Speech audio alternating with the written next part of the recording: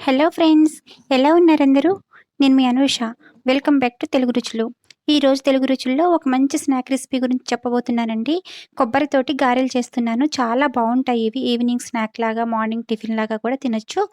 మనం ఎప్పుడు కొబ్బరితోటి స్వీట్‌గా బూరెలు చేసుకుంటాం కదండీ! కానీ ఒకసారి కారం కారంగా ఇలా గారెలు చేసుకోండి. చాలా బావుంటాయి. అందరూ ఈజీగా చేసుకోవచ్చు. చాలా క్రిస్పీగా చాలా బావుంటాయన్నమాట. దీనికోసం ముందుగా నేను కొబ్బరిని ఇలా మిక్సీ చేసుకున్నాను. మీరు కోరుకున్నా పర్వాలేదు. తురుముకునేది ఉంటుంది కదా! దాంతో తురుముకోవచ్చు. నేనైతే మిక్సీయే చేసుకున్నానండి. దాని పైన పార్ట్ అంతా బ్లాక్ తీసేసి మిగతాది మిక్సీ చేసుకొని ఒక బౌల్‌లో తీసుకున్నాను.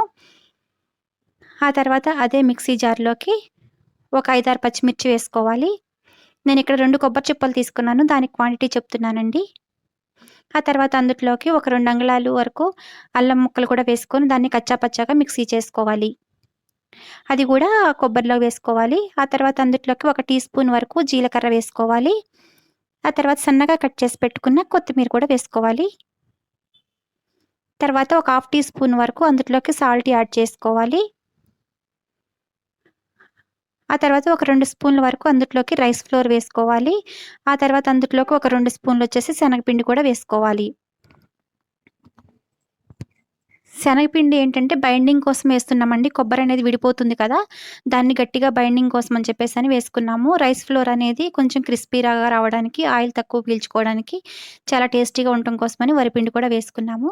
దీంట్లోకి ఎక్కువ వాటర్ ఏం పట్టదండి. కొంచెం కొంచెంగా చూసుకుంటూ ఇలా ముద్దలాగా కలుపుకోవాలి. మీరు ఆనియన్స్ కావాలంటే కూడా సన్నగా కట్ చేసుకొని వేసుకోవచ్చు. కానీ నేనిక్కడ ఆనియన్స్ వేయలేదండి. ఆ తర్వాత ఇలా గట్టి పిండిలాగా కలుపుకొని చిన్న చిన్న వడల్లాగా ప్రిపేర్ చేసుకొని ఒక ప్లేట్‌లోకి తీసుకుందాము. ఇదే విధంగా అన్నీ ప్రిపేర్ చేసుకుందాము.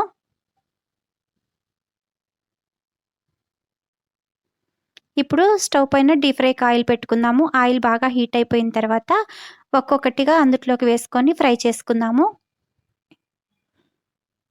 కొబ్బరిలోని స్వీట్‌నెస్ వల్ల ఇవి చాలా టేస్టీగా ఉంటాయండి. కొంచెం కారంగా, కొంచెం లైట్‌గా స్వీట్ తెలుస్తూ ఉంటుంది. చాలా బావుంటుంది మసాలా ఫ్లేవర్ తోటి. ఇవి కొంచెం మీడియం ఫ్లేమ్‌లోనే అటువైపు, ఇటువైపు ఈవెన్‌గా మంచిగా ఫ్రై చేసుకోవాలి. టర్న్ చేసుకుంటూ మంచిగా ఫ్రై చేసుకోండి. ఆ తర్వాత వీటిల్ని మంచిగా ఫ్రై అయిపోయినాయి కదా! చూసారు కదా ఎంత బావున్నాయో మంచి కలరొచ్చాయి. ఇప్పుడు వీటిని టిష్యూ నాప్కిన్ పైకి తీసుకుందాము. ఆయిల్ కూడా అస్సలు పీల్చుకోలేదండి. ఎవరైనా హ్యాపీగా తినేసేయొచ్చు ఈ స్నాక్‌ని. దీనికి ఎటువంటి చట్నీ కూడా అవసరం లేదండి. చిన్న పిల్లలు అడిగితే సాస్ వేసి ఇవ్వచ్చు. చాలా బావుంటాయి. చూసారు గదా! కొబ్బరి గారెలు రెడీ అయిపోయాయి. మీకు కనుక ఈ వీడియో నచ్చినట్లయితే, ఈ రెసిపీ నచ్చినట్లయితే మీరు గూడా తప్పకుండా ట్రై చేసి మీకెలా కుదిరిందనేది మీ కామెంట్స్ ద్వారా నాకు తెలియచేయండి. ఈ వీడియోని మీ ఫ్రెండ్స్‌కి, రిలేటివ్స్‌కి షేర్ చేయండి. మరిన్ని హెల్తీ అండ్ టేస్టీ రెసిపీస్ కోసం, బ్యూటీ టిప్స్ కోసం తెలుగు రుచులు ఛానెల్‌ని సబ్స్క్రైబ్ చేయండి. లైక్ చేయండి, షేర్ చేయండి, కామెంట్ చేయండి.